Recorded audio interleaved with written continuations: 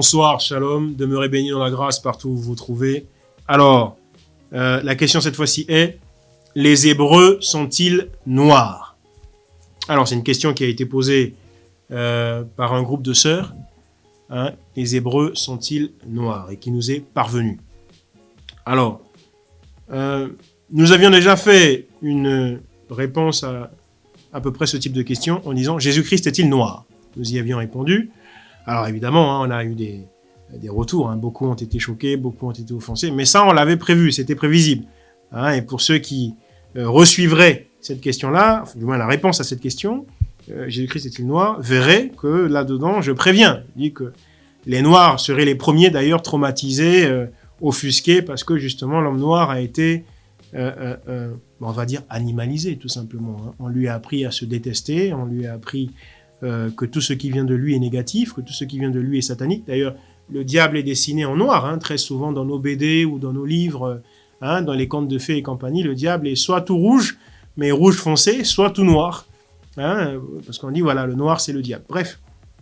Et effectivement, j'avais vu juste, hein, beaucoup d'afro-descendants, beaucoup de noirs se sont mis en ébullition par rapport à ça. Bref, les Hébreux sont-ils noirs? Alors, en fait, tout part de là. C'est-à-dire que si on comprend ça, évidemment, on comprend que Jésus-Christ était naturellement noir. Hein.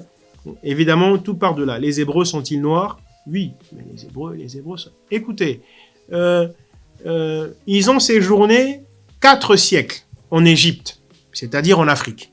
Hein. Parce qu'encore une fois, il y en a qui ont tendance même à oublier ou à omettre le fait que l'Égypte est en Afrique. Hein.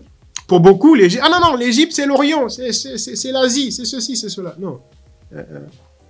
Rassurons-nous, l'Égypte, c'est bien l'Afrique, d'accord? Ces Hébreux-là ont séjourné, tout de même, 4 siècles en Afrique, en l'occurrence en Égypte. Ils ont séjourné 4 siècles. C'est pas rien, 4 siècles. Hein. C'est pas 4 ans, c'est pas 4 semaines, c'est pas 4 mois, c'est pas 40 ans. Hein. C'est 400 ans. Pendant les 400 ans, si tant est qu'ils n'aient pas été africains, ils se sont totalement africanisés. Hein. Ça, je peux vous le dire. Hein. Ils se sont totalement... On ne fait pas 400 ans en Afrique tout en gardant une autre identité que l'identité africaine. Ce qui ne répond pas pour ici, pour l'instant, à leur couleur. Bon. Prenons le cas de Moïse. Moïse va naître donc d'une famille hébraïque, hein, donc d'une famille des Hébreux.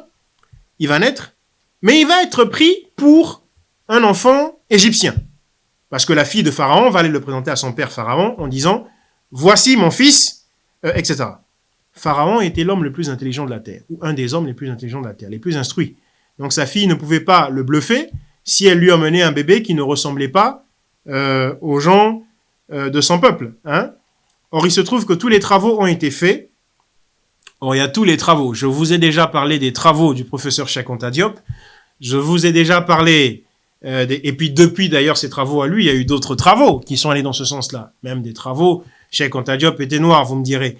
Mais il y a eu les travaux du professeur Gunther Brauer, dont j'ai pris l'habitude de vous parler maintenant. Il y a eu d'autres travaux encore, des successeurs de Cheikh Anta Diop, notamment Théophile Obenga, le sec Rekmire Kovi Gomez.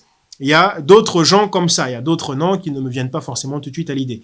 Mais il y en a plusieurs qui ont confirmé que l'Égypte antique était noire, que l'Égypte antique n'a jamais été arabe ou métissée ou que sais-je encore. Elle était noire, voilà, uniquement et exclusivement. Bon, or, Moïse est bien du temps de cette Égypte antique. Moïse est bien du temps de cette Égypte pharaonique. Donc, si on le prend pour un Égyptien, si la fille de Pharaon arrive à tromper son père, à mentir à son père aussi facilement, c'est que Moïse était lui-même noir. Il n'était pas autre chose que noir. Et ça, vous avez le pasteur Éric Toumieux, d'une église à Mulhouse, en France, la ville de Mulhouse, hein, qui l'a dit, et Éric Toumieux n'est pas noir, comme moi je le suis par exemple, Éric Toumieux est blond. Hein, il a dit Moïse, l'Africain. Moïse était non seulement africain, mais Moïse était noir. Il l'a déclaré du haut de la chair, et d'ailleurs, dans la salle, tout le monde était outré d'entendre ça. Voyez. Donc si tout ce mensonge-là de la fille de Pharaon est passé comme une lettre à la poste, hein, ou est passé comme de l'eau à la gorge, je ne sais pas si ça se dit, mais enfin, permettez-moi d'inventer le truc à la limite, eh ben, si tout ça est passé aussi simplement, c'est que les Hébreux étaient eux-mêmes noirs. Je veux dire, c'est d'une évidence. Et puis, quand on lit la Bible, encore une fois, j'en ai parlé à un débat que j'ai eu sur Facebook, dont le thème était le kémitisme et l'Afrique, ou l'afrocentricité et l'Afrique, je ne sais plus. Donc j'ai dit, mais écoutez, quand on lit la Bible, et c'est Simon Kimbangu qui nous le dit, hein, qui pour certains serait prophète et qui pour d'autres ne le serait pas. Mais ça n'est pas ça la discussion, savoir si Simon Kimbangu est prophète ou pas. Ça n'a rien à voir. Mais simplement, il a été un homme illustre, que ce soit sur le plan politique, que ce soit sur le plan social et sociétal, que ce soit sur le plan spirituel, n'en déplaise à certains. Et il a dit que lisez la Bible, vous verrez que c'est un texte qui est africain. Ça parle d'un peuple qui est noir, quoi, qui est afro-descendant. Et voilà, ça a été volé, et là, ces gens-là nous l'ont ramené, etc. En parlant de la colonisation.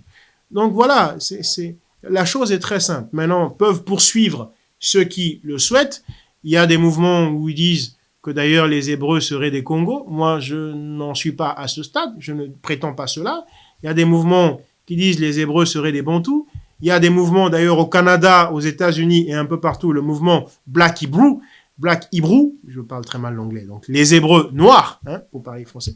Il y a ce mouvement qui est très bien implanté au Canada et aux États-Unis. Allez faire des recherches, allez discuter avec ces gens-là. Il y a le pasteur Mello qui a beaucoup écrit aussi par rapport à ça. Et il y a tout un tas de youtubeurs, tout un tas d'internautes qui pondent à longueur de journée des articles par rapport à ce sujet. Tout ça pour ne pas trop se disperser, je crois que je me suis déjà assez dispersé comme ça. Tout ça pour dire que oui, effectivement, les Hébreux étaient noirs. Alors, maintenant, je m'attends effectivement à une riposte en bonne et due forme de la part de certaines personnes. Mais demeurez bénis, shalom.